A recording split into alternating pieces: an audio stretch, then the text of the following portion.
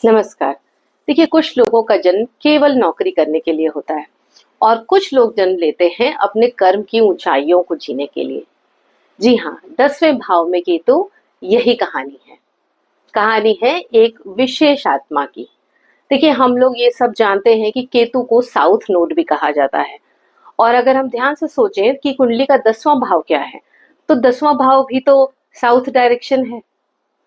तो यानी कि हम आज के वीडियो में बात कर रहे हैं south node sitting in the south direction of the chart. तो ये कोई सामान्य बात तो नहीं हो सकती। केतु जब कुंडली के साउथ नोड साउथ डायरेक्शन में आ रहा है, तो फिर ये सामान्य बात नहीं है। ये आप कह सकते हैं कि अद्भुत आध्यात्मिक संयोग बना रहा है। ये आपको ये बता रहा है कि अब आत्मा का जो कार्य पिछले जन्म में अधूरा रह गया था, वो अब इस जन्म में पूरा होना है। तो ये कोई सामान्य 9 से 5 की नौकरी करने के लिए नहीं है। ये योग जो है केतु 10वें भाव में, 10वां भाव कुंडली का आपका कर्म स्थान कहलाता है। ये भाव आपके पेशे को, प्रोफेशन को दिखाता है। इसके अलावा सोशल रिस्पॉन्सिबिलिटीज को भी दिखाता है। 10वें भाव से ही आपके जीवन में कर्म की दिशा क्या होगी वो भी निर्धारित होती है।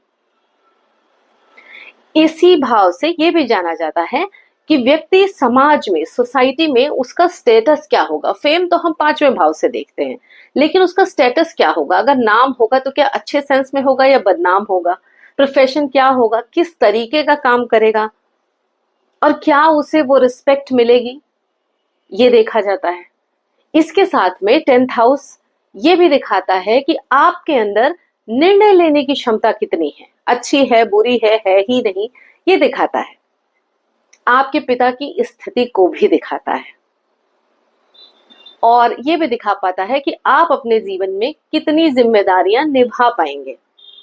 देखिए, 10वां घर सबसे प्रकाशमान भाव है, मध्य आकाश कहा जाता है ना। यही वो जगह है जहां सूर्य दोपहर के समय अपनी चरम सीमा पर होता है। तो कहीं ना कहीं 10वां भाव ये दिखाता है कि दिन के उजाले में समाज के सामने आपकी क्या छवि है। अब देखिए, यहां पर आ गया है केतु जैसा ग्रह। तो ये मान के चलिए कि जिसके 10th भाव में केतु है, उसका मन 9 to 5 जॉब में नहीं लग सकता। ऐसा व्यक्ति ऐसा कुछ काम ढूंढ रहा है जहां वो अपने नियमों पे काम कर सके। दूसरों के अंडर में, बॉस के अंडर में, अथॉरिटी के अंदर में, डायरेक्शन के अंदर में, ये सब उसे बहुत ज्यादा परेशान करता है। इस सब चीजों के अंदर में वो काम नहीं कर पाता।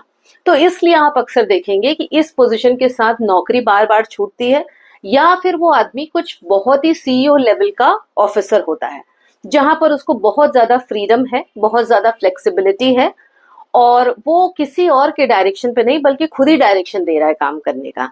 लेकिन इसका ये मतलब बिल्कुल नहीं है कि वो इंसान जिम्मेदार नहीं है। ठीक है, वो अपनी जिम्मेदारी को कहीं ज्यादा ऊंचाई पे सोच रहा है।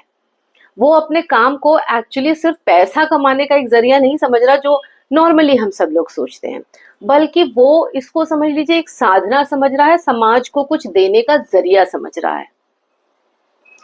इसके अलावा केतु 10th भाव में जिसके भी होता है, ऐसा व्यक्ति अकेले में काम करना बहुत पसंद करता है। कहने का मतलब है कि team meetings, daily stand up calls जो होती है, कॉर्पोरेट मीटिंग्स, ये उसकी समझ में नहीं आती। इसमें वो बहुत अनकंफर्टेबल हो जाता है।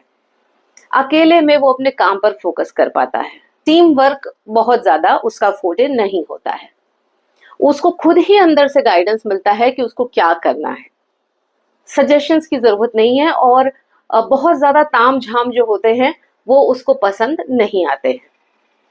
ऐसे लोग ये भी देखा गया है कि राइटर्स बनते हैं, कभी कभी साइंटिस्ट भी बनते हैं, स्पिरिचुअलिटी में भी टीचर्स, फिलोसोफर्स हो सकते हैं, रिसर्चर्स भी बनते हैं।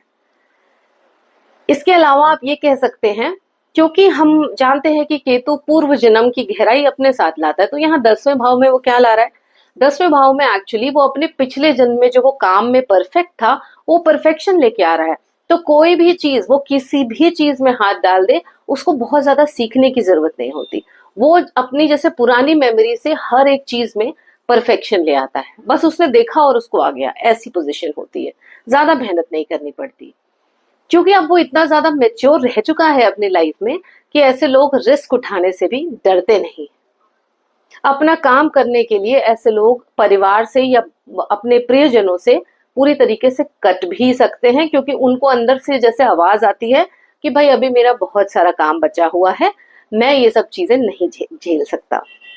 ऐसे लोग किसी से वैलिडेशन भी नहीं मानते हैं, वो सिर्फ अपने अंदर की आवाज सुनते हैं। उनको लग रहा है ठीक है तो ठीक है। तो अगर आपकी कुंडली में 10वें भाव में केतु है तो बस ये समझ लीजिए कि आपका जीवन पैसा कमाने या पाने के लिए सिर्फ नहीं हुआ है, आपका कर्म इससे बहुत ऊपर का है। ऐसा हो सकता है कि आपकी नौकरी बार बार छूटे, आप नॉर्मल नॉर्म्स में जो होता है सर्विस का उसमें फिट नहीं होते हो, तो आप फ्रस्ट्रेट हो रहे हैं। लेकिन इतना मान के चलिए कि आपको यहाँ पर फिट होने की कोशिश नहीं करनी है, क्योंकि जितने भी लोग नौकरी कर रहे हैं आप उनसे कहीं ज्यादा नॉलेजेबल हैं, आप उनसे कहीं ज्यादा स्किल्ड हैं। मैं अपने सारे वीडियोस में लाइफस्टाइल रेमेडीज बताती हूँ, एस्ट्रोलॉजिकल रेमेडीज भी बताती हूँ, पर मैं आज कोई रेमेडी नहीं बताऊंगी, क्योंकि मुझे ऐसा लगता ही नहीं कि अगर केतु जैसा ग्रह जो आपके पूर्व जन्म की मेच्योरिटी स्किल्स लेके आपके स्किल यूटिलाइजेशन वाले घर में आया है, यानी कि 10वें घर में आया है, प्रोफेशन के घर में आया है, तो आपको कोई रेमेडी करने की जरूरत है। हाँ, ये बात सच है कि आप फ्रस्ट्रेट हो सकते हैं कि बार बार जॉब छूटती है, मुझसे काम नहीं होता, लोग आपको ताने देंगे, लेकिन ये रेमेडी की बात नहीं है।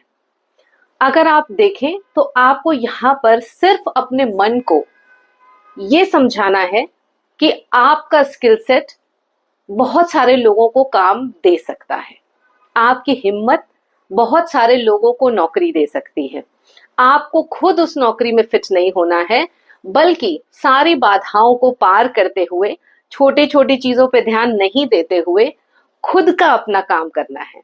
अगर आप खुद का अपना काम करते हैं तो यकीन मानिए आपसे ज्यादा अच्छा प्रोफेशन, आपसे ज्यादा सफल इंसान होना मुश्किल है। नौकरी से तो वो आप बिल्कुल भी नहीं पा पाएंगे। तो मैं आपको यही कहूंगी कि केतु अगर आपके 10वें घर में है तो थोड़ी हिम्मत करिए, थोड़ी इनिशियल रुकावटों का सामना करिए और अपना काम करिए, नौकरी के पीछे मत भागिए। इसको रेमेडी समझ लीजिए, इसको सुझाव समझ लीजिए, इसको मेरा अनुभव समझ लीजिए, उसके आधार पे आपको सुझाव दे रही हूं। ये आपकी आत्मा को अंदर से सुकून देगा और फिर इस जन्म में जैसे जो आपका पेंडिंग कर्मा पहले रह गया था वो पूरा हो जाएगा। तो आपका भी अगर केतु है 10th हाउस में और आप बहुत परेशान होते हैं कि लोग ताने मारते हैं कि जॉब नहीं कर पाता है कोई भी, तो कमेंट बॉक्स में लिखिए और बताइए कि क्या परेशानी है। एंड आई थिंक आपको थोड़ा आइडिया भी लग गया होगा कि आपको किस डायरेक्शन में जाना है। तो हम फिर मिलेंगे अगले वीडियो में। वीडियो अच्छा लगा आपको तो प्लीज लाइक करिए, सब्सक्राइब करिए और अगले वीडियो में हम फिर मिलते हैं। तब तक के लिए thank you so much for watching. नमस्कार।